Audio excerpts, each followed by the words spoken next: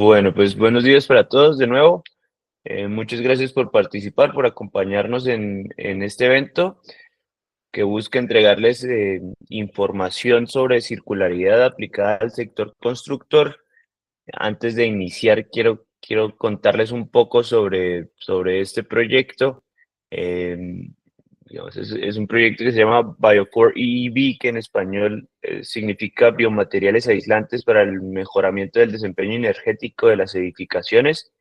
Es un proyecto que está cofinanciado por la Comisión Europea y del cual hacen parte 16 empresas o entidades consorciadas, entre ellas Camacol. Digamos que Camacol Santander es la única entidad que está ubicada por fuera del territorio europeo. Las demás están divididas entre universidades, empresas, entidades y agremiaciones. El proyecto lo que busca es poder desarrollar productos de construcción que le apunten a este aislamiento térmico y a aumentar la eficiencia energética de las edificaciones existentes y pues las que puedan venir en el futuro. Y estos materiales de construcción pues están, digamos que desarrollándose con bases biológicas. Entonces estamos hablando de paneles y fibras de posidonia, que es una alga del Mediterráneo, polielectrolitos complejos, eh, biopoliuretanos. También estamos hablando de marcos de ventana con bases biológicas, ligeras además, también de elementos prefabricados para fachada, ¿no? El impacto de lo que se busca con el proyecto es por lo menos reducir un 30% de la energía embebida y CO2 a nivel de componente de los materiales, en comparación con las soluciones existentes, al igual que reducir al menos el 15% de los costos totales con estas mismas soluciones. También, digamos que lo que se busca es incrementar al menos el 20% de las propiedades de aislamiento de las edificaciones o el interior de las edificaciones, y reducir al menos el 5% del consumo de la energía, del consumo de la energía durante el ciclo de vida de las edificaciones. Para probarlo, eh, pues se están desarrollando 8 casos que son 5 reales y 3 virtuales. Los 5 reales están en Lituania, en España, en Alemania, en República Checa y en Francia. Y los virtuales están en Hungría, Bélgica e Italia. Lo que se busca es poder tener una certeza de que los materiales que se están desarrollando, pues al final están consiguiendo pues los resultados que se esperan. Eh, Luego, como les decía, somos 16 entidades que están consorciadas, en representación pues de 10 países europeos, y pues Colombia, que al final hace, y pues y Camacol Santander, que al final hace la representación de Colombia y de Latinoamérica. Estos países son Alemania, Austria, Bélgica, España, Francia, Hungría, Italia, Lituania, Países Bajos y República Checa. El objetivo bueno, pues uno de los objetivos de Camacol Santander es poder identificar en Latinoamérica eh, soluciones similares basadas digamos, con bases biológicas, perdón, eh, y pues al final identificar algunas oportunidades de mercado que se puedan dar en esta parte del mundo, a ver si es fácil poder implementar este tipo de materiales en las edificaciones, teniendo en cuenta que pues en Europa se está hablando de poder reemplazar materiales o fachadas de edificaciones ya existentes. Aquí podríamos estar hablando de la implementación de este tipo de materiales en construcciones nuevas. Eh, a inicios de este mes, el mes de febrero, pues se realizó la quinta sesión como la reunión general del consorcio en Nápoles, Italia. Se presentaron los principales avances que se han tenido por cada paquete de trabajo, Esto es una foto que quería, digamos que enseñarles de los paneles que estábamos hablando de Posidonia, que es esta alga, de hecho no es alga, es seagrass del Mediterráneo. Y pues aquí un poco de evidencia fotográfica de la reunión en la que participaron las 16 empresas consorciadas, empresas y entidades. Si tienen alguna pregunta o algún comentario, pues lo dejamos para el final. Ahora les quiero dar paso a Sigurat, a Carmen y a Pablo. Antes que todo, pues agradecerles por acompañarnos por este espacio. Sigurat, que es un partner aliado de Camacol y pues de Camacol Santander por default. Entonces, pues muchas gracias de nuevo por este espacio, por acompañarnos y Carmen, te doy paso. Adelante. Muchas gracias, Javier. Voy a compartiros pantalla y rápidamente voy a contaros un poquito quiénes somos Sigurat y por qué somos este partner estratégico de Camacol. Bueno, la educación es el pasaporte para el futuro porque el mañana pertenece a quienes se preparan para él hoy. Seguramente ya habrán oído esta frase de Malcolm X. Y bueno, quería presentarme primeramente. Yo soy Carmen Sánchez, soy Institutional Manager and Product Owner en Sigurat. Soy graduada en arquitectura, también tengo una maestría en BIM Management. Y bueno, quería contaros un poquito quiénes somos nosotros. No sé si alguien sabe qué es un Sigurat. Esta construcción es una icónica hiperestructura mesopotámica que antecede incluso a las pirámides y es un testimonio notable de la capacidad de la humanidad para la construcción monumental y la gran capacidad de los seres humanos para construir cosas y desarrollar tecnología. Entonces, bueno, era en su momento el avance tecnológico más importante y nuestro logotipo es un reflejo de esta maravilla arqueológica, simbolizando la esencia de Sigurat. Este es el logotipo anterior nuestro y, bueno, hace unos años realizamos un cambio de marca, pero también siguiendo la misma idea, inspirándonos en los Sigurats y subraya la profunda conexión con la rica esencia del sector de la arquitectura, ingeniería y la construcción. Nosotros somos online, somos un instituto tecnológico dedicado a la formación en el campo de la construcción, un nivel siempre de posgrado y maestría. Tenemos más de 20 años de experiencia en lo que es formación online. Llevamos 1.500 graduados por año, alumnos de 120 nacionalidades, como veis en el mapa, repartidos por todo el mundo, porque trabajamos en 3 idiomas, español, inglés y portugués. Y más de 200 miembros del cuerpo docente, que lo bueno de ser online es que podemos buscar profesionales del sector que estén trabajando, esto es importante, el contacto de la industria con el alumno, y que se enseñen todo ese know-how. Esto nos permite encontrar los mejores independientemente de dónde estén trabajando. Esto refleja un poco nuestros 20 años de experiencia, ya un poquito más, porque empezamos en 2001. Pero bueno, lo interesante aquí es que hemos ido poco a poco, empezamos con formación de estructuras y luego fuimos pioneros en formación en BIM en 2016.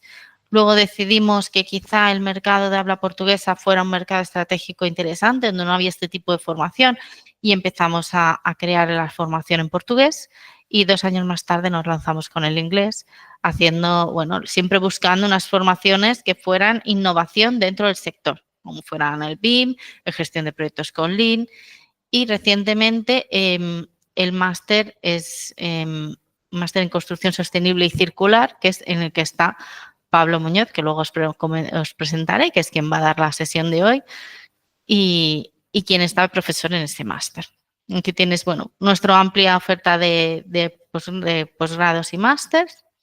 Y aquí os quiero lanzar la pregunta, ¿cuál pensáis que es el próximo gran reto de nuestra civilización? No sé si alguien conoce esta fecha, 1 de agosto de 2024. ¿Qué pasó en esta fecha que fue tan importante? ¿O debería serlo?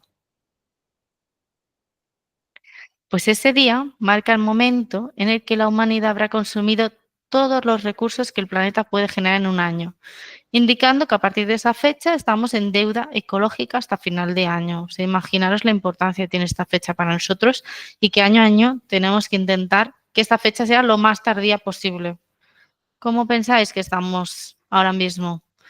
Pues siento notificaros que la previsión es esta. Quizá no se cumple, ojalá, pero todo parece apuntar que sí.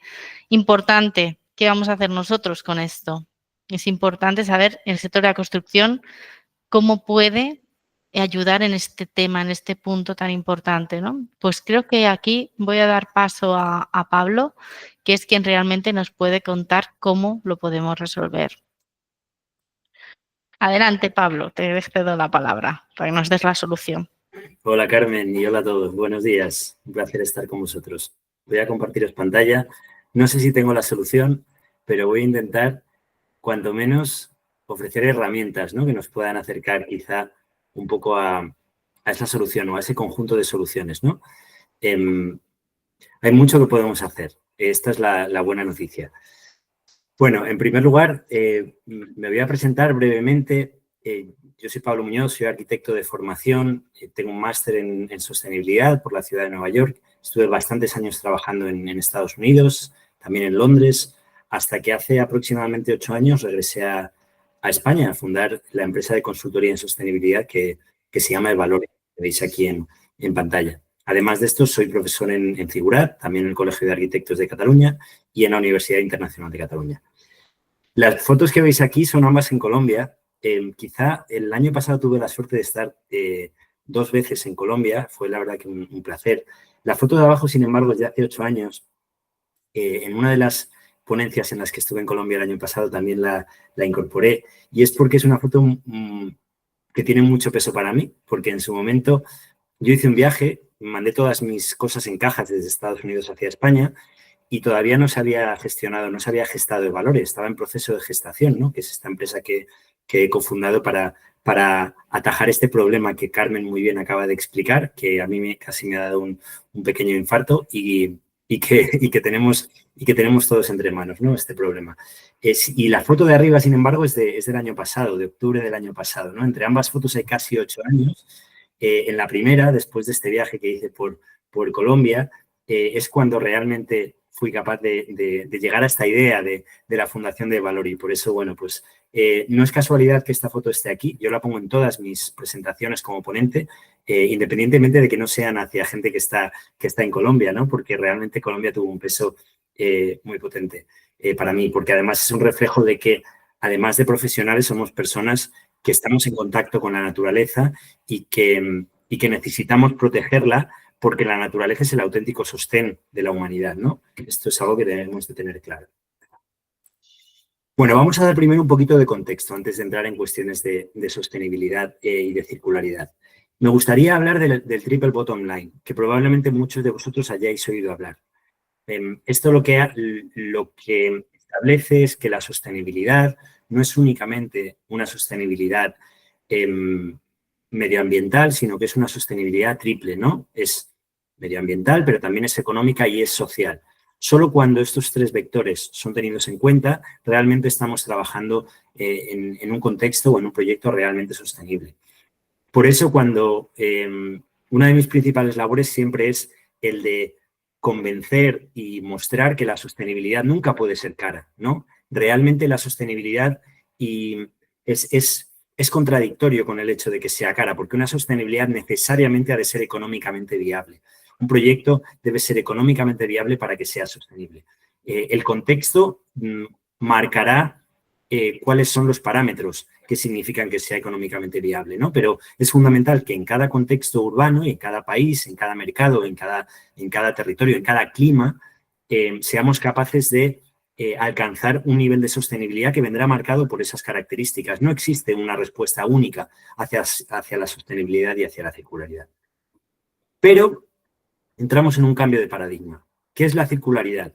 ¿No? A veces me he encontrado con profesionales que piensan que la circularidad es una pata de la sostenibilidad, que tiene que ver con los materiales, con los residuos que se generan en obra, en un proyecto, pero esta no es la realidad, o al menos no es como yo entiendo el concepto de circularidad. La circularidad es un concepto que viene aparejado a la economía circular Estamos hablando de cuestiones muy abstractas y, por supuesto, esto también es una opinión personal, ¿no? Esto seguramente diferentes profesionales puedan articularlo de manera diferente. Pero para mí la circularidad es ese contexto en el cual hay una alteración de los factores de este triple bottom line, ¿no? Y el vector económico se convierte en una base, en una cimentación para que los otros dos, el componente social y el componente medioambiental, puedan realmente aflorar, ¿vale? Para eso es necesario un cambio de paradigma total y absoluto.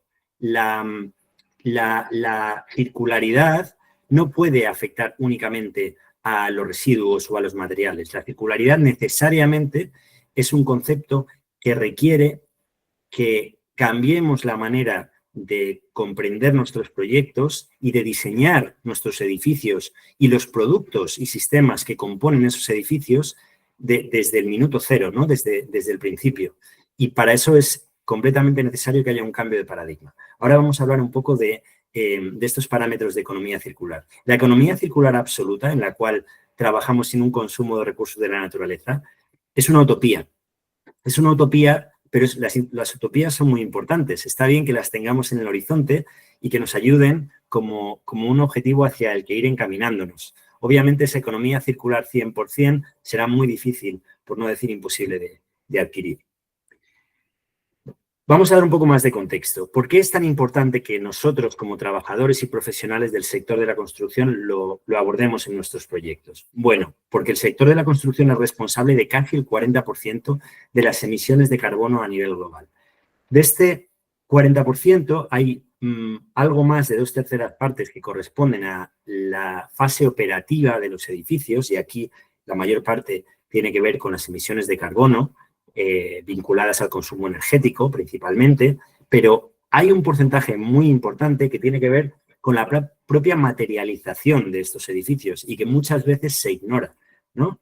En esta breve sesión, que es una sesión muy resumida de mi módulo introductorio en el máster de circularidad que doy en Figurat, para el que os invito a todos que os informéis más, porque es muy interesante y hay excelentes profesionales trabajando en él. Abordamos tanto la parte de la operativa como la parte de materialización, que es esta parte que generalmente queda un poquito más olvidada. Ahora bien, hablemos de beneficios. Para que nosotros realmente podamos hacer cambios en el sistema o como profesionales podamos introducir la circularidad en nuestros proyectos, necesitamos ser capaces de persuadir a los que toman las decisiones, ¿no? A esos decision makers. Lo más importante, el beneficio principal de la circularidad está en este circular shared value, ¿no? Que es este valor compartido de la circularidad, que afecta a todos los participantes y de manera diferente, ¿no? A cada uno de ellos. Vamos a hablar un poco de qué manera ofrece beneficios, ¿no? Por un lado están los beneficios económicos de la circularidad, que están vinculados a una optimización de la inversión, ¿no? Cuando nosotros introducimos herramientas para hacer un proyecto más circular, más sostenible, ¿no? Porque al final un proyecto circular es necesariamente sostenible, no de la misma manera al revés podría decirse, ¿no? Pero de esta forma sí, necesariamente nos vemos obligados a hacer un estudio profundo que nos permita entender dónde hemos de asignar de manera optimizada el dinero que invertimos en un proyecto, ¿no? Y para eso es necesario hacer una simulación energética, un análisis hídrico, un análisis de ciclo de vida.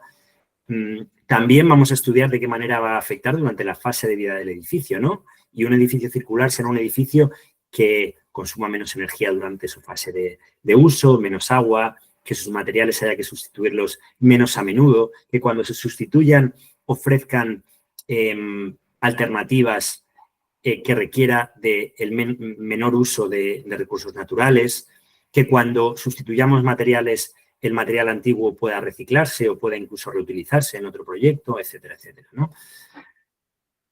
Esto está muy vinculado a la optimización de la fase de vida. Y luego hay otra cuestión que es quizá lo más difícil de identificar dentro de la circularidad, y es que nosotros podemos entender nuestros edificios, y esto es uno de los principios básicos de la circularidad, como un banco de materiales. Es decir, los edificios que han sido construidos con principios de circularidad no solo son un edificio que da que podemos entender como una única unidad que va a dar un servicio durante una vida útil, que puede ser 50, 60, 80, 100, 120 años, sino que ese edificio está compuesto por una serie de subsistemas que a su vez están compuestos por diferentes materiales y que al final del ciclo de vida del edificio van a poder extraerse y reutilizarse y que todavía tendrán un valor, ¿vale? El edificio está compuesto por sistemas más pequeños que tienen un valor en sí mismos. Si nosotros diseñamos nuestro edificio de acuerdo a los principios de la circularidad, la mayor parte de estos sistemas que componen el edificio, al final de la vida útil del edificio, van a poder extraerse y van a poder o bien reincorporarse a la cadena de valor por un reciclaje, ¿no? O bien van a poder directamente reutilizarse, ¿no? Entonces, aquí hay un valor latente que no estamos considerando a día de hoy en la construcción de nuestros edificios, que hace que nuestros edificios construidos por vías circulares y sostenibles tengan un valor adicional, ¿vale? Por supuesto, hay una serie de valores medioambientales que tienen que ver con la reducción de las emisiones de carbono, reducción del consumo hídrico, de los recursos naturales, lo importante que esto es, de la generación de residuos, ¿no? Todos hemos visto fotos de estas islas inmensas de plástico que hay en mitad de los océanos, ¿no? Ahora mismo me parece que había unas 15 repartidas por todo el mundo y algunas de ellas eran kilométricas, ¿no? Algunas de ellas eran del tamaño de pequeños países, ¿no? Creo que hay una por el Pacífico del tamaño de Bélgica, ¿no? Es realmente alucinante. Pero, por supuesto, y dentro de esta misma línea del triple bottom line, hay beneficios de aplicar la circularidad que tienen que ver con los beneficios sociales y de la salud para las personas, ¿no? Y con beneficios que permiten a las personas realmente florecer, como puede ser pues, la creación de puestos de trabajo, el fomento del sentimiento comunitario y de lazos personales, mejora de las condiciones interiores de salud de los edificios, que esto es fundamental, mejora de las condiciones exteriores, etcétera, etcétera. Y hay, por supuesto, una serie de KPIs asociados a la circularidad, que no vamos a entrar demasiado en ellos ahora mismo, pero hay un montón de valores asociados. Es decir, esto no es algo ambiguo de sacar un dedo al aire y decir es circular, no circular. No, afortunadamente hoy en día tenemos suficientes herramientas como para saber, como para poder medir realmente cuál es la circularidad de un proyecto y evitar lo que venimos habitualmente conociendo como el greenwashing, ¿no? Hoy en día parece que es este lavado verde, ¿no? Hoy en día parece que todo es sostenible. Y todo es circular, cuando realmente solo nos está mostrando una pequeña cara de todos los patrones medioambientales o sostenibles, mejor dicho, que puede ofrecer un producto, ¿no? Un proyecto. Como herramienta para paliar, en cierto modo, este greenwashing, aparecieron las certificaciones medioambientales. Y es importante que las mencionemos porque a veces han sido un poquito vilipendiadas, por así decirlo, han perdido prestigio en el sentido de que cuando el fin en sí mismo es la obtención de la certificación, punto, por la vía más rápida posible, puede ocurrir que tengamos proyectos que no estén optimizados y que simplemente han buscado un sello y han hecho lo mínimo posible para obtenerlo. Las herramientas bien empleadas nunca han de ser un fin en sí mismo, sino que han de establecer un marco, un contexto que nos permita mejorar los proyectos con su utilización, ¿no?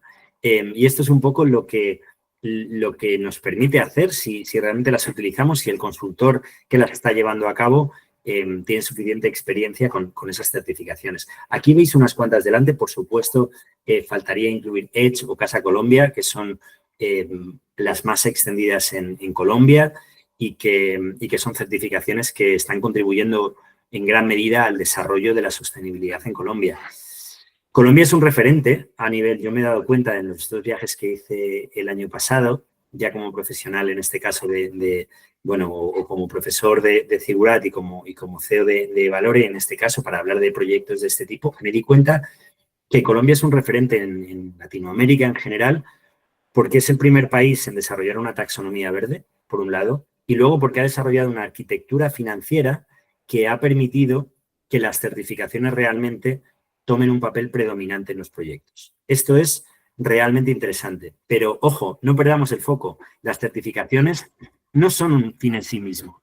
Sabemos que nos pueden ayudar a conseguir mejor financiación bancaria, sabemos que pueden revalorizar nuestros proyectos, pero realmente cuando estamos tomándolas como una herramienta potente y como un marco de evaluación, es cuando van a hacer nuestros proyectos diferentes. Y además podremos hacer que nuestro proyecto cumpla con unos criterios que el resto de proyectos no cumplen, ¿no? No me voy a detener mucho en cada una de ellas porque tenemos mucho de qué hablar hoy y porque probablemente estéis bastante familiarizados con ellas. LEED es probablemente la certificación a nivel internacional más reconocida. Me consta que también hay varios proyectos en Colombia. Y las certificaciones cuentan con una serie de categorías, ¿no? Dentro de esas categorías hay una serie de criterios de obligado cumplimiento y unos criterios que son opcionales. En base a cuántos criterios opcionales logremos incluir en nuestros proyectos, lograremos una puntuación mayor o menor que nos va a permitir certificar a un nivel mayor o menor. Y en este sentido, ahí es donde está realmente la pericia del consultor que va a permitir identificar de los créditos opcionales cuáles son los que realmente pueden aportar más valor al proyecto sin necesariamente encarecerlo, ¿no? Y esa es la clave total de la implementación de las certificaciones. Aquí os muestro un pequeño diagrama que refleja cómo en Evalore enfocamos las certificaciones, ¿no? Para garantizar que no son un mero objetivo, un mero sello en la puerta, sino que realmente se aplican sacando el máximo valor de todas ellas, ¿no? En nuestros proyectos. Lo primero, hay un paso previo que es identificar cuál es la certificación que tiene mayor aplicación en cada proyecto. En función del proyecto puede que haya una certificación u otra que tenga mayor sentido e incluso dentro de una misma certificación hay diferentes variables que nos pueden ayudar a comprenderlo.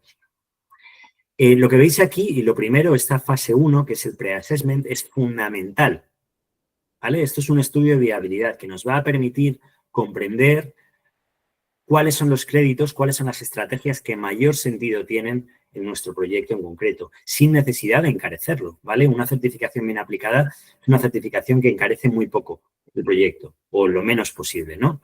Nosotros estamos haciendo certificaciones ahora mismo, sobre todo en España, pero también trabajamos por otros países de Europa y también ahora mismo hemos hecho un proyecto en Ecuador, el año pasado hicimos otro también, estamos en conversaciones también para hacer alguna cosilla en Colombia, hemos hecho en Chile también un proyecto. Y aquí la clave está en identificar esas estrategias. Hemos llegado generalmente a soluciones que han, para que os hagáis una idea, encarecido el proyecto entre un 1 y un 2% del presupuesto de ejecución material. Realmente es muy poco, sobre todo en comparación con la revalorización que supone para el proyecto a nivel económico, ¿no? Luego hay una segunda fase y para eso la fase 1 es clave, ¿no? Luego hay una segunda fase que es la de adecuación del proyecto y ahí lo que hace el consultor, en este caso lo que hace Evalore, es trabajar codo con las empresas, con el equipo de diseño, arquitectura, ingeniería, paisajismo, etcétera, con el cliente también, con el promotor, para integrar aquellas medidas en la documentación del proyecto. Después hay un seguimiento de obra, que también es muy importante. Y, por último, hay una fase de certificación final, ¿no? En la cual, y de puesta en valor, ¿no? En la cual se entrega la documentación necesaria a la entidad certificadora y, al mismo tiempo, se pone en valor, que esto es fundamental, es importante no solo hacer las cosas bien, sino también saber explicarlas, todo lo que se ha realizado en el proyecto. Esto que veis aquí es un caso real con Acciona, que quizá conozcáis, es una promotora muy potente en España. Hicimos un estudio de viabilidad para ellos, de la certificación WELL, en este caso, y nos dimos cuenta que, en este caso, el sumatorio, el incremento de costes de llevar a cabo la certificación iba a estar en torno a los 20.000 euros, ¿vale? Que, si os dais cuenta, en un nivel relativamente básico, era muy bajo. Y esto estaba, en este caso, entre el 1 y el 2% del presupuesto de ejecución material, ¿vale? Cuando hay numerosos estudios que sitúan la revalorización de los proyectos certificados entre un 10 y un 20%, ¿no? Para que os hagáis una idea. Os muestro otro ejemplo de la importancia de utilizar bien las certificaciones, ¿no? Colonial, que es otra empresa muy potente en España, es una Socini, otra promotora, que tiene además muchos edificios en propiedad y que también es cliente nuestro, por cierto, en algunos proyectos. Ha ido certificando todos sus inmuebles, los que tienen propiedad, y ha hecho un cálculo de la rentabilidad que le arrojan. Y aquellos que están certificados obtienen una rentabilidad de más de 10 puntos por encima de los que no están certificados, ¿vale? Para que os hagáis una idea también. En el contexto europeo tenemos la taxonomía europea, que es relativamente similar a la taxonomía verde colombiana. Las taxonomías están comenzando a aflorar por todo el mundo y vienen no tanto para sustituir a las certificaciones, sino para establecer unas reglas básicas para todo el mundo. En Europa, la taxonomía europea viene para servirnos como regla, como vara de medir las actividades económicas. Ojo, no solo los proyectos arquitectónicos, sino en general las actividades económicas. Y todas las empresas que tengan un tamaño determinado, paulatinamente, se van a ver enfrentadas a tener que reportar todos los años en clave de sostenibilidad. Es decir, en base a una serie de indicadores que hablen de cuántas emisiones de carbono por sus actividades económicas se han producido, cuánto consumo hídrico, cuánto uso de los recursos naturales, etcétera, etcétera. Pero es que además, hoy en día la taxonomía europea está reemplazando las certificaciones como la vara de medir, como el lenguaje común entre inversores y entidades financieras, es decir, entre promotoras y bancos, ¿no? Los bancos otorgan o no otorgan o deciden otorgar unas condiciones óptimas de financiación en base al ranking de la taxonomía europea de ese proyecto o de esa empresa, ¿no? Entonces, esto es realmente interesante. En Europa también tenemos Levels, que viene muy alineado con la taxonomía europea y que tiene que ver, en este caso, con la evaluación de edificios sostenibles, no tanto con actividades económicas en general, ¿no? Pero está realmente alineado tanto con la taxonomía europea como con algunas certificaciones medioambientales, como veis aquí. Tanto aquellas de sostenibilidad como LEED, como BREEAM, como Verde, como Passive House, que es más medioambiental, como EDGE, ¿no? Como Casa Colombia. Y por otro lado, WELL, que son aquellas que están más vinculadas a la salud y el bienestar de las personas. Hasta aquí un poco contexto, ¿vale? Ahora vamos a hablar de cuestiones de optimización, es decir, de más allá de este contexto y de estas herramientas que utilicemos para medir o para acompañarnos a la hora de identificar cuál es la sostenibilidad o la circularidad de un proyecto, hay otras herramientas que son de aplicación directa y que son las que nos permiten optimizar nuestros proyectos. La primera de ellas, y que es fundamental, es una herramienta que deberíamos utilizar en todos nuestros proyectos. Nosotros la utilizamos en todos nuestros proyectos, incluso en aquellos proyectos pequeños. Hace poco, en Evalore tenemos la suerte de hacer todo tipo de proyectos y en muchos contextos, ¿no? Hacemos muchos proyectos en Europa, en España, fuera de España, en Europa, en Latinoamérica. Hemos hecho proyectos de un distrito urbano compuesto por 300 edificios y hemos hecho proyectos y estamos haciendo proyectos de reforma de apartamentos, ¿no? Incluso en los proyectos de reforma de apartamentos nosotros hacemos una simulación energética de optimización, como la que veis aquí. ¿En qué consiste una simulación de optimización? Bueno, pues consiste simplemente en una recreación digital de un proyecto, como el que veis ahora mismo en pantalla, que nos permita, asignando a ese proyecto una serie de patrones concretos que van a afectar a su consumo energético, a sus cargas térmicas y al confort interior, asignárselas en la creación de este modelo y luego simular de qué manera se va a comportar en clave de estos conceptos, ¿no? De consumo, de cargas térmicas y de confort. Y luego nos va a permitir, modificando ciertos patrones, comprobar si el proyecto mejora o empeora. Es decir, nos permite conocer cómo un edificio se va a comportar con mucha precisión, un edificio o un espacio arquitectónico, cómo se va a comportar con mucha precisión antes de haberlo construido. Es decir, es más, antes de haber tomado las decisiones económicas que nos van a llevar hacia un lado o hacia otro. Nosotros, antes de decidir cuáles van a ser las características de las ventanas, ¿cómo vamos a tomar esa decisión sin haber evaluado cuáles son sus impactos a nivel medioambiental y a nivel económico para el proyecto, ¿no? Pues esto es clave, ¿no? Y esto es un poco lo que hacemos con esta simulación de optimización, que nosotros dividimos en fases. Hay una fase 0, ¿no? Que para nosotros es muy importante, que tiene que ver con cuestiones como la orientación, como la compacidad o como el contexto urbano circundante. Esta parte es fundamental, pero no siempre es aplicable en los proyectos, porque hay un montón de proyectos en los que entramos, proyectos urbanos, por ejemplo, donde el proyecto va ubicado en una parcela determinada y no existe la posibilidad ni de cambiar la orientación, ni de cambiar el porcentaje de ventanas, ni de cambiar la compacidad. Es la que es. Pero siempre que podamos integrarlo, es muy importante que lo hagamos, porque son decisiones que a menudo van a venir a coste cero. Es decir, un cambio de orientación muchas veces no va a suponer un coste económico para el proyecto y, sin embargo, va a tener un impacto enorme en el consumo energético y en el confort de los habitantes, de los usuarios de ese edificio, ¿no? Lo mismo con cuestiones de compacidad, que sí que pueden tener un relativo coste más alto, o con decisiones que afectan al contexto urbano circundante.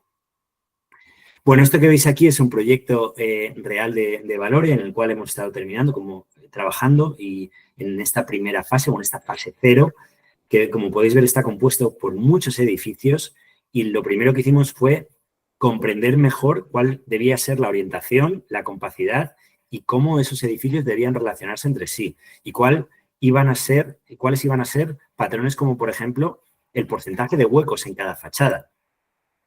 Para que os podáis hacer una idea, aquí en pantalla, estos recuadros grises que veis a la izquierda son los nombres del edificio. Es un proyecto público confidencial que no podemos mostrar el nombre, pero aquí estáis viendo a la derecha los ahorros, ¿vale? Los ahorros energéticos anualizados de cada uno de este conjunto de edificios y el ahorro en la inversión que logramos, que en total es más de 1 millón de euros, solo reduciendo en algunos casos compacidades, orientándolo de manera adecuada, encontrando la relación óptima entre porcentaje de huecos y de superficies opacas, etcétera, ¿no? Entonces, esto nunca habríamos podido hacerlo sin haber hecho esta simulación de optimización.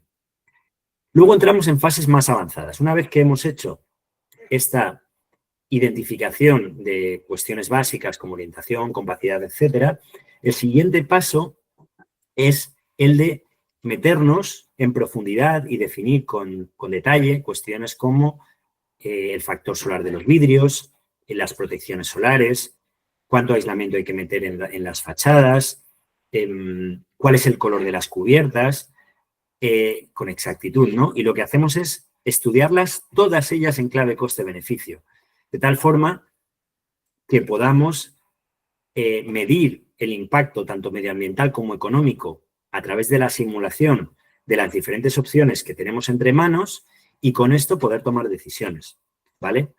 Una vez que hemos evaluado cada una de estas decisiones y las hemos aceptado, por así decirlo, y las hemos, por supuesto, consensuado con el decision maker, que suele ser el promotor, en este caso también el equipo de diseño, lo que hacemos es simular el edificio con todas las características finales, mucho antes de que se construya, mucho antes de que se hayan comprado siquiera esos materiales, de tal forma que podamos obtener unas cargas térmicas que nos permitan tener un dimensionamiento adecuado de las instalaciones y que nos permitan comprender de qué manera se va a comportar ese edificio, ¿no? Aquí en pantalla podéis ver una comparativa entre cómo nos llegó un proyecto antes de ser optimizado, que es la parte gris, y es lo que llamamos diseño, ¿no? Y la parte optimizada, tanto a nivel de potencia de calefacción, que como veis la pudimos reducir un poco, como a nivel de potencia instalada de refrigeración, que en este caso en concreto fuimos capaces de reducirla mucho, como a nivel de potencia instalada en general. Fuimos capaces de reducirla en un 10%, con el ahorro que esto suponía para el proyecto a nivel de coste de las instalaciones y a nivel de coste también de coste energético anualizado, ¿no? Porque todos sabemos que tener instalaciones sobredimensionadas no solo supone un coste de inversión más alto, sino que además hace que esas instalaciones vayan a ser más caras de mantener y también va a ser más caro el tenerlas operando, ¿no? Durante la fase operativa del edificio. Y lo que hacemos al final es comparar cuál es el consumo energético y las emisiones de carbono del edificio según nos llega con el edificio una vez que ha sido optimizado. En este proyecto que veis aquí, el ahorro en la inversión fue de casi 100.000 euros, como veis en pantalla, pero es que además de esto logramos un ahorro optimizado, un ahorro energético anualizado, de casi 2.000 euros, de casi 1.900 euros y, por supuesto, un ahorro en emisiones que es muy elevado. Este es otro caso en concreto. Este es un proyecto muy grande, que es un coliving en la ciudad de Valencia, que es un proyecto que había sido diseñado con muchísimo aislamiento térmico, con unas ventanas muy potentes, en un clima tremendamente cálido, donde nos dimos cuenta que no era necesario meter tanto aislamiento y que fuimos capaces de mitigar, de cortar, de podar muchas de las medidas que inicialmente y con muy buenas intenciones los arquitectos y los ingenieros habían integrado al proyecto para lograr un ahorro en la inversión de más de $500.000 de euros, ¿no? Es verdad que este es un proyecto, que es este que veis aquí en pantalla, muy, muy grande. Esto con respecto a la simulación de optimización, ¿no? Si tenemos una herramienta tan potente entre manos, ¿cómo vamos a no utilizarla, no? En España, lamentablemente, se ha venido utilizando como sustitución de esta herramienta el certificado energético de los edificios, con esta etiqueta energética. Me consta que en Colombia poco a poco se está desarrollando. Bueno, esto es una herramienta que puede ser útil a veces para conocer aproximadamente cuánto consume un edificio, pero no suelen ser herramientas suficientemente potentes como para realmente poderse fiar de los costes energéticos que arrojan, ¿no? O sea, si os dais cuenta, esto que veis aquí y que veis de manera pues simplificada porque está a una escala que veis aquí muy pequeño, aquí hemos representado o hemos reproducido la geometría del edificio con mucha precisión y hemos vinculado una serie de parámetros a cada uno de los muros, a cada una de las instalaciones térmicas y de ventilación que van a actuar en el edificio.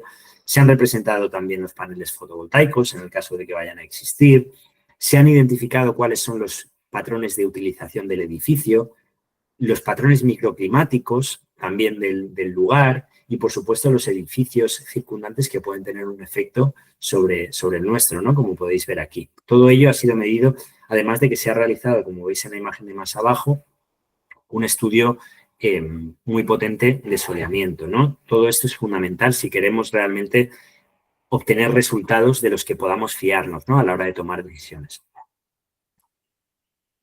Pero vamos a hablar ahora hemos hablado sobre todo de la fase de operaciones y hemos hablado de cómo podemos reducir la inversión inicial de un edificio a través de este estudio profundo a nivel energético.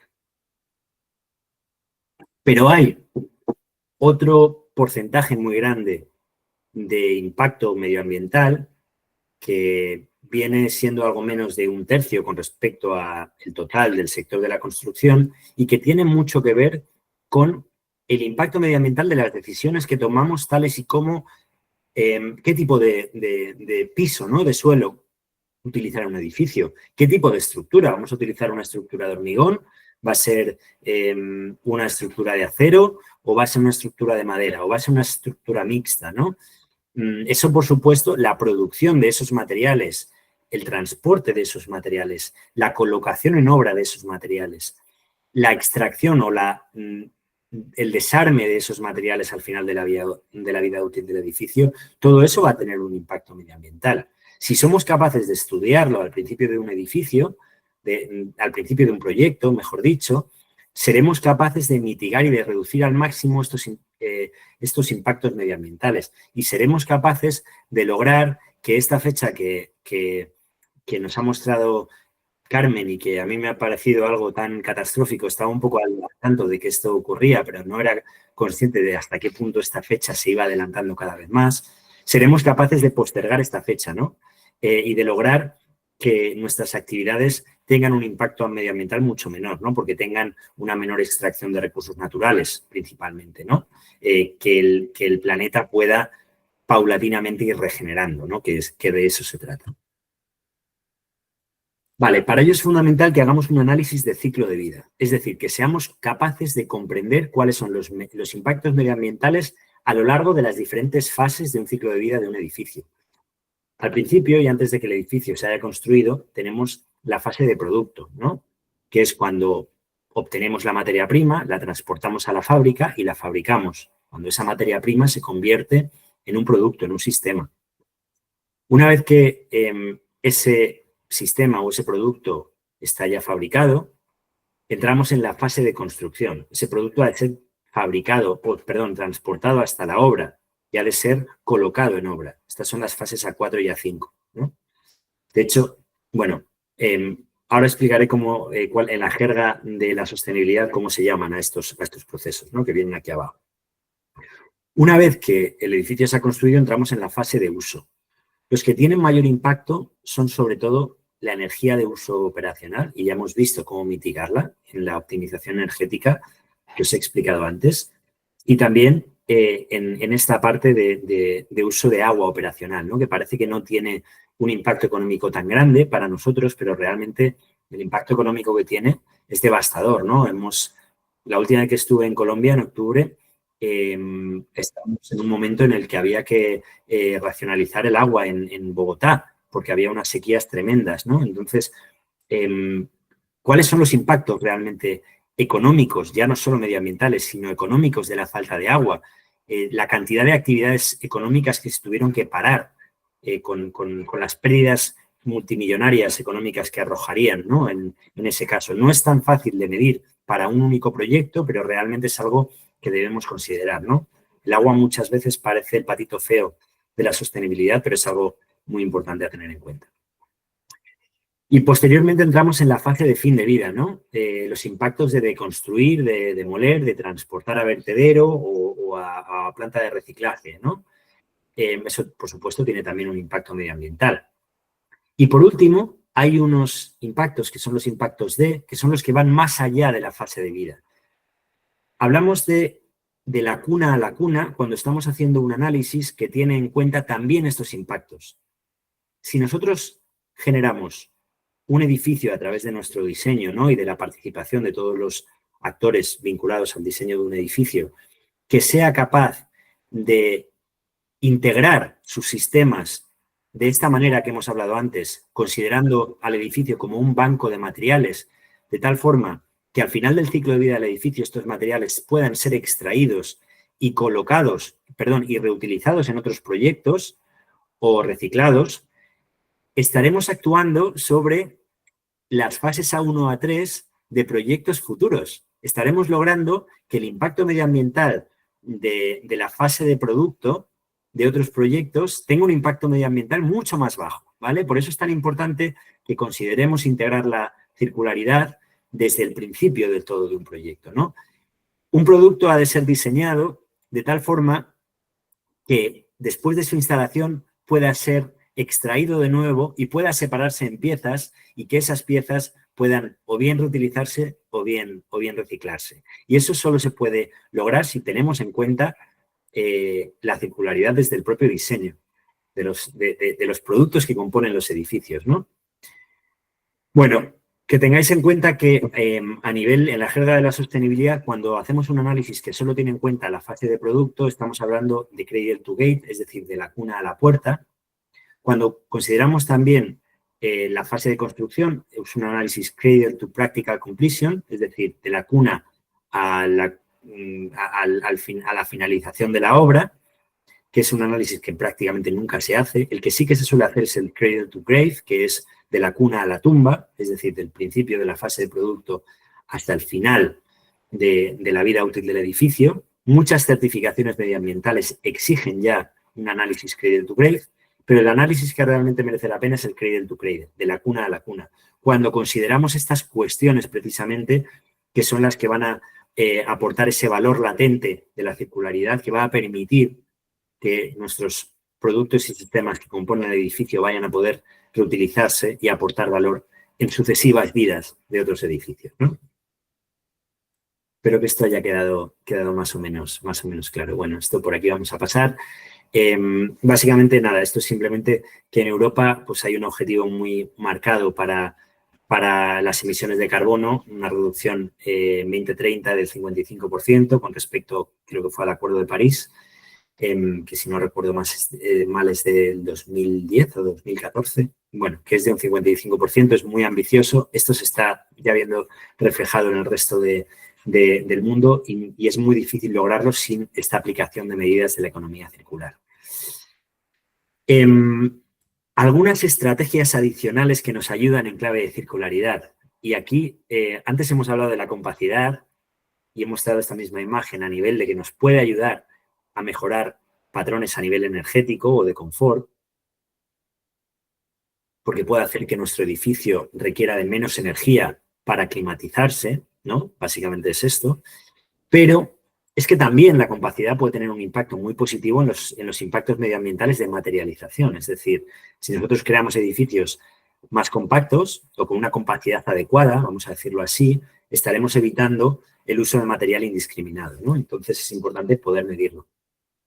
También es importante utilizar aquellos, casi aquí sé que soy consciente de que hay mucho texto, muchas de estas diapositivas son las que utilizo en mis clases de Figurat, que para mí es importante que después queden y los alumnos las puedan utilizar como apuntes, pero aquí casi prefiero que me escuchéis porque hay un montón de texto que quizá no sea tan relevante o al menos no relevante para el tiempo que tenemos. Es fundamental que optimicemos el ciclo de uso y la vida útil. Es decir, para cada utilización, para cada uso, para cada edificio, habrá un tipo de materiales o sistemas que sean los más apropiados y que van a permitir alargar la vida útil de un edificio para evitar que haya impactos medioambientales durante la propia vida útil, durante la propia fase de operaciones del edificio.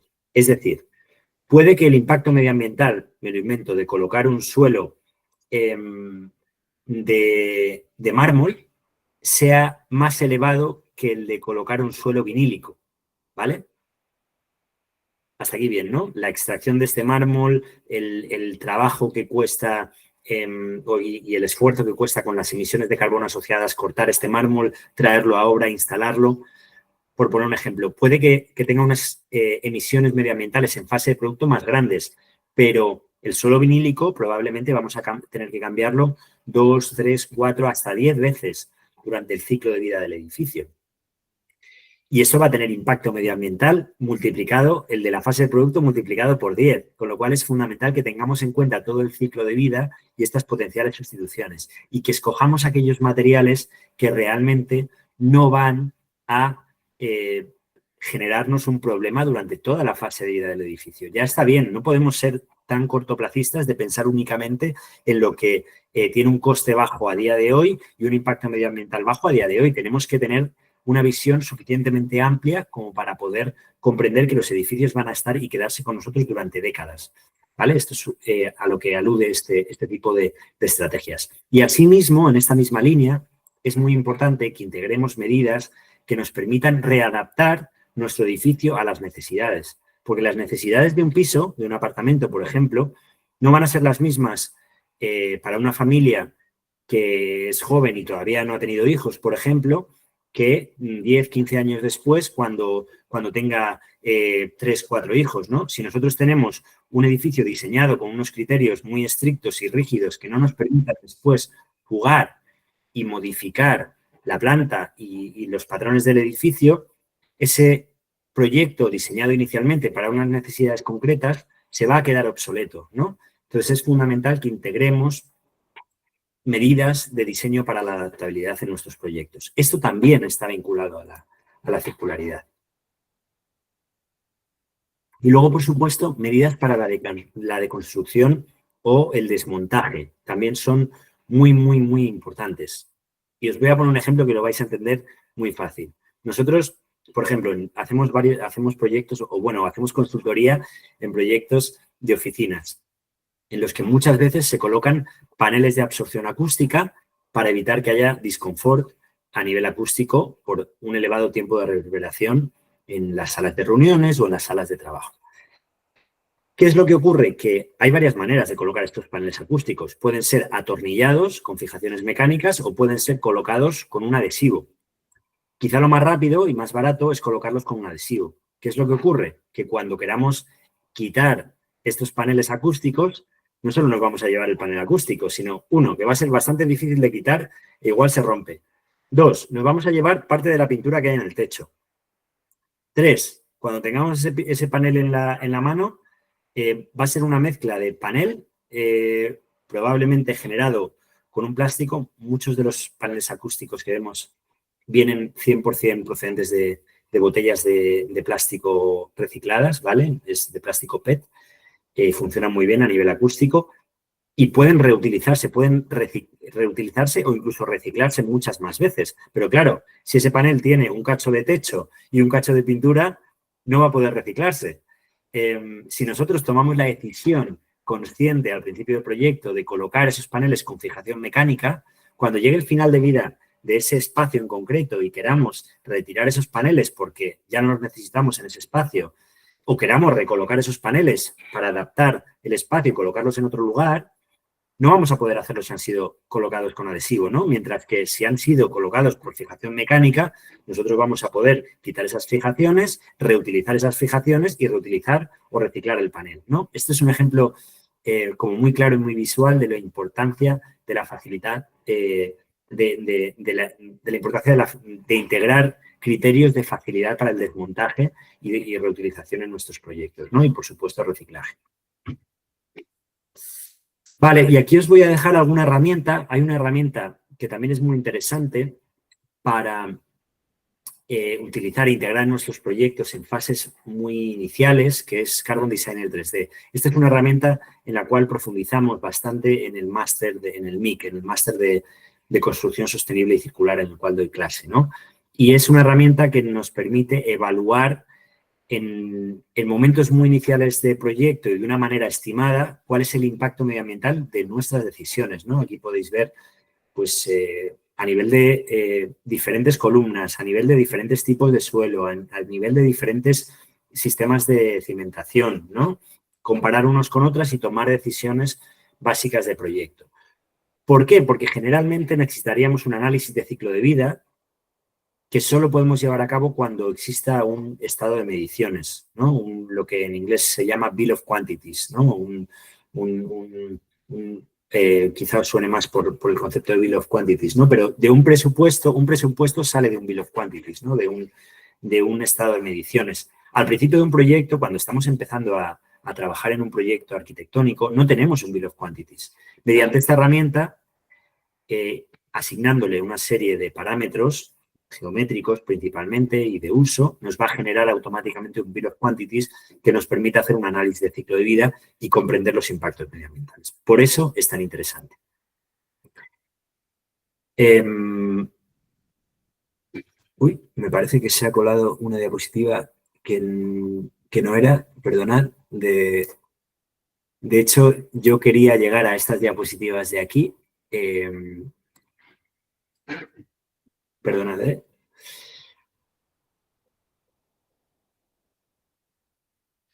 Disculpad un Pablo, segundo. esa herramienta de Carbon Designer 3D es de One Click, ¿no? Es de One Click, efectivamente. Es de One Click. Bueno. Gracias, Javier. Bueno, nada, simplemente acabar. Os quería mostrar también algún ejemplo de proyecto de manera muy rápida y mostraros de qué manera, bueno, pues al final podemos integrar una serie de decisiones también de rentabilidad. Es fundamental, como hemos visto antes, que en este triple bottom line, ¿no? Tengamos en cuenta la sostenibilidad, no únicamente la parte medioambiental, sino también la económica y la social, ¿no? Y además es fundamental a la hora de persuadir a los decision makers, ¿no? A los que ponen el dinero, que al final son los propios promotores. Seguro que muchos de vosotros lo sois. Y aquí hay una serie de criterios de circularidad que nos pueden permitir también pensar en cómo eso nos va a ayudar.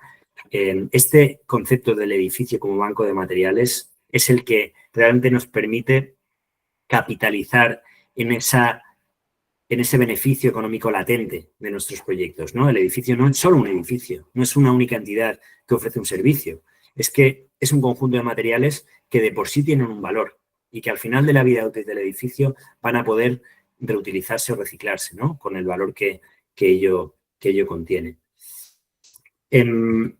Y aquí voy a pasar simplemente, después os pasaré, bueno, corregiré este problema de las diapositivas, pero sí que lo hemos reencauzado. Ya tengo aquí un poco los proyectos que os quería mostrar para que veáis que la circularidad realmente es aplicable a todo tipo de proyectos. Este es un proyecto precioso que hemos llevado a cabo en Ecuador, que es una ciudad deportiva en la cual pues, hemos logrado optimizarla en clave de circularidad, aplicando herramientas como la simulación de optimización, como el análisis de ciclo de vida, también en el contexto de una certificación como es SITES, que quizá no no suene tanto, pero es una certificación que está pensada sobre todo para contextos urbanos exteriores y no tanto para edificios, ¿vale? Entonces, también os invito a que os informéis con ella. Este es un resort en el que estuvimos trabajando en Portugal y aquí lo que hicimos fue realmente lograr optimizar y ahorrar mucho dinero en la inversión inicial a través de lograr una orientación óptima y una compacidad óptima del conjunto de edificios que lo componían, ¿vale? Es más, lo que logramos fue hacer que el edificio o que el complejo de edificios no tuviera un impacto medioambiental a nivel de consumo energético, es decir, que todo el consumo energético estuviera totalmente compensado por la energía generada en el lugar. Este de aquí es el primer edificio de oficinas de madera en España, que también es un proyecto que hemos certificado en LEED Platinum y en el cual hemos hecho un análisis de ciclo de vida para optimizar también la selección de materiales. Este que veis aquí es una reforma de un apartamento que, de hecho, estuvimos haciendo un test blower door esta última semana para medir la estanqueidad. No sé si estáis al tanto del concepto de estanqueidad y de blower door, pero os invito también a que os informéis más al respecto. Y me sirve muy bien para explicar cómo podemos ir desde una ciudad deportiva, pasando por un edificio de oficinas de una envergadura bastante grande, a una reforma de un apartamento de apenas 70 metros cuadrados en Barcelona, ¿no? Pasando también por un complejo de apartamentos en la isla de Formentera, en España, ¿no? Este caso también es muy interesante y para el Banco Caja Los Andes, aquí en Chile, lo que hicimos fue crear un manual de sostenibilidad que permitiera, siempre que desarrollaran un proyecto arquitectónico, hacerlo en base a una serie de criterios muy potentes que cumplieran con la normativa chilena y que de una manera muy notable y que les permitieran por defecto certificar tanto en la certificación local de Chile como de sostenibilidad como en LEED, ¿no? Este proyecto quizá os suene a algunos si habéis estado en Barcelona, es el Hotel Vela. Aquí también hemos certificado la zona exterior con la certificación SITES. Y bueno, y esta es un poco la diapositiva final. Daros las gracias. Estoy aquí también pendiente de preguntas que podáis tener. También queda mi email aquí en caso de que necesitéis, tengáis alguna duda o queráis comunicaros, pues para mí será un placer intentar resolverla. Y creo que ya le cedo la palabra de nuevo a Carmen. Muchas gracias, Pablo. Bueno, aprovechar, siempre digo, aprovechar el momento que lo tenéis aquí, que podéis responderos preguntas, porque os voy a contar un poquito este máster, ¿vale? Que tenemos en Figurat, es el máster de construcción sostenible y circular. Este máster es un máster que tengo mucho cariño, es una apuesta que hizo Figurat por lo que es la sostenibilidad, pero sobre todo desde un punto de vista circular, es la gran diferenciación, ¿no? Si tú piensas que quieres tener una formación en sostenibilidad, en este máster la diferencia con otros que puedas encontrar es que hablan de la circularidad de forma muy específica, ¿vale? Entonces, bueno, es online, así que se puede hacer desde cualquier lugar, pensando que lo puedas optimizar y lo puedas realizar a la vez que realizas tu profesión, porque una cosa importante también es que no nos dirigimos a un perfil que acabe de terminar la carrera. Los perfiles que vienen a este máster suelen tener ya una experiencia, pero quieren realmente poder aplicar estos temas a su trabajo diario, a su profesión, dedicarse a esto y entonces pues necesitan una formación que la puedan compaginar con su trabajo, pero a la vez se la den profesionales como es Pablo, ¿no? Que está en el primer módulo, como ha comentado, y que le puedan hablar de tú a tú y poder hablar con ellos, ¿no? Directamente. Por eso las formaciones se hacen en directo, se graban para que también se puedan ver en otra ocasión, tienen una mentorización. Con el código QR que tienen en pantalla pueden ver más información al respecto y comentarles también que como somos partners institucionales con Camacol Santander, hemos llegado a acuerdos que os benefician y uno de los beneficios más interesantes quizá es la beca que podemos dar a los estudiantes que vengan desde Camacol Santander. Es una beca, creo que está en un 25%, muy interesante para poder bueno, para facilitaros el acceso a este tipo de estudios, ¿vale? Que de por sí es un tipo de estudio costoso, bueno, pues que tengan esa posibilidad de hacerlo. Sí que les va a sacar mucho rendimiento y van a ver que nosotros apostamos mucho por la calidad de la formación, cómo se imparte, de qué manera y que sea realmente efectivo y realmente útil para ustedes. ¿Qué más contarle? Bueno, he preparado un poquito más de información, pero bueno, siempre pueden consultar a un asesor que personalmente les puede hablar de tú a tú y les explicará de arriba abajo el programa y verán con ustedes pues todo lo que puedan necesitar. Y muchas gracias. Por mi parte ya está todo. Carmen, una pregunta. Dime. ¿Tienes valor del costo comercial del máster antes de Me has descuentos pillado. y Me has pillado, me lo tenía que haber preparado porque no sé en cuánto bueno, está exactamente. igual en el QR se podrá encontrar más información. Sí, si no le preguntan, en el QR también tienen un formulario donde pueden acceder a un asesor. Entonces, ese formulario lo que hace es que si les asigna un asesor y ese asesor contacta con ustedes personalmente, o sea, por teléfono, concierta una cita y tal, y ya les atienden todas las preguntas que puedan tener. Entonces, la beca, por ejemplo, sí que se tiene que aplicar a través de un asesor, porque no es para todo el mundo. Entonces, ya cuando ustedes hacen asesor, les dicen, venimos de Camacol Santander. Ah, perfecto. Vamos a ver las condiciones ventajosas que tiene venir de Camacol Santander. Y ya está. Bueno, pues tenemos aquí este espacio y estos últimos minutos para aprovechar y resolver las dudas que puedan haber surgido.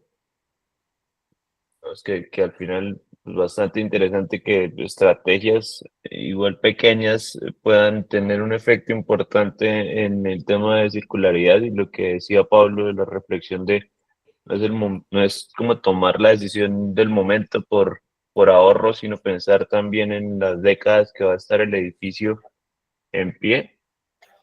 Pues digamos, estrategias tan pequeñas como la fijación mecánica que mencionaba Pablo, que me parece interesante, y este criterio de estanqueidad, que es relativamente nuevo para mí, pero bueno, más o menos lo que dice es como evitar que entren pues, del exterior cualquier tipo de partículas o demás que puedan también afectar, ¿no? Sí, No sé si tengo el comentario, Pablo. sí, Javier. Bueno, al final, la demanda energética de nuestro edificio viene determinada en gran medida por el intercambio de calor que hay entre el interior y el exterior. El intercambio de calor entre el interior y el exterior viene muy marcada por las formas por las maneras en las que la energía se mueve de un lugar a otro, ¿no? Podemos hablar de conducción cuando hay sólidos en contacto. La manera de evitar la pérdida energética o la ganancia energética indeseada es a través del aislamiento térmico, ¿no? Y también de ventanas que tengan una transmitancia térmica muy baja o lo más baja posible o suficientemente baja como lo que nuestro proyecto necesita, ¿no? Y ahí es donde está la importancia de la simulación energética. Pero hay otra manera de comunicación de la energía o de traspaso de la energía que es la convección, que es el movimiento de fluidos. En nuestros edificios, si tenemos edificios que no son suficientemente estancos, se producirán una serie de infiltraciones indeseadas del aire exterior hacia el aire interior. Estas infiltraciones se producen sobre todo en edificios muy elevados, muy altos, donde se produce lo que se conoce como el efecto chimenea. Hay una presurización negativa en las plantas más bajas y una presurización positiva en las plantas más elevadas, ¿no? De tal forma que en las plantas intermedias no hay tanto intercambio, no hay tanta infiltración. Pero esta infiltración de aire exterior, por ejemplo, imaginemos que estamos en Barranquilla, ¿no? Que es un clima muy cálido. Hay mucho calor al exterior y nosotros estamos refrigerando el interior. Si no hemos medido la estanqueidad y tenemos un proyecto que es básicamente como un queso gruyère, ¿no? Que decimos aquí en España o en Europa, ¿no? Este queso que está lleno de agujeros y que va a permitir que haya infiltraciones constantes, nuestro sistema de refrigeración va a tener que estar trabajando de manera mucho más intensa, ¿no? Porque vamos a estar teniendo que refrigerar constantemente el aire que nos entra muy cálido de la calle. Entonces, el controlar la estanqueidad es fundamental para evitar que que haya infiltraciones indeseadas, ¿no? Y esto se hace con un ensayo concreto que es el test blower door, que consiste en colocar una puerta que tiene integrado un ventilador y despresuriza el espacio y que viene vinculada a un manómetro y que permite comprender hasta qué punto ese espacio tiene una buena estanqueidad, ¿no? Porque hace trabajar al ventilador más o menos fuerte y en base a cómo de fuerte está teniendo que trabajar ese ventilador para lograr una presurización determinada, podemos identificar si hay muchas infiltraciones o pocas, ¿no? en ese espacio. Es una de las claves para lograr proyectos sostenibles también y eficientes energéticamente. Está un poco relacionado con lo que hablábamos al inicio del proyecto Bio4EEV, que es el desarrollo de materiales que al final permiten el aislamiento térmico, pues en este caso, de los espacios y bueno, que definitivamente ayuda con el desempeño energético de las edificaciones, ¿no? En que puedan llegar a consumir menos, evitando que puedan ingresar pues este tipo de cambios de calóricos del exterior al interior. Pues si tienen alguna pregunta, aprovechamos, o si no, voy a dejar de grabar en este momento. Antes, agradecerles a todos por acompañarnos, por este espacio, por este tiempo y por el interés en continuar formándose y como estar al día con estos temas que al final serán claves para ver si se nos alarga este 7 de mayo, que ya aparece pronto, ¿no? Entonces, muchas gracias, Carmen, y muchas gracias, Pablo, por su tiempo, y pues a todos los asistentes. Esperamos poder encontrarnos más adelante y que les haya gustado este espacio. Muchas gracias. Muchas gracias. Javier, un placer estar con vosotros.